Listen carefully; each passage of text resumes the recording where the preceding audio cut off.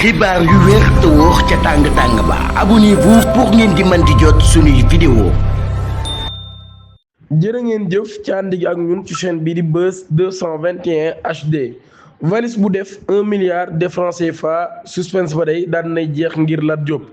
tribunal correctionnel de Dakar daan na joxe verdigam daal déclaré irrecevable la procédure judiciaire bi nga xam ni Lat Diop moo ko initié woon contre Ibrahima Dieng mi nga xam ni moom mooy ancien directeur général bu Guédiawaye football club di CFG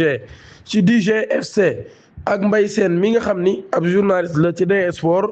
ancien ministre bi nag daal moom mi nga xam ne moo nekkoon ministre des sports waaye tamit nekkoon directeur général bu LONASE di Lat Diop dafa déposé woon ab plainte contre ñaar ñi ngir diffamation ak complicité des chefs. ci loolu yi ab conférence de presse bu ñu amal ginnaaw ba ci ab plateau bu chaîne sportive boobee Dieng dafa déclaré woon nag daal ci manifestation politique yu 2021 Lat Diop daf ko bëggoon a dénk ab valise bu def 1 milliard de francs CFA. ba tey ci loolu yi muy xam ne ni ancien ministre bi nag daal daf ko xamaloon ni fonds yooyee dañ cee bëggoon a tabax ab centre ca Mbourkat ancien patron bu club bi nag daal nay sax refusé woon ngir jël xaalis boobee ginnaaw ba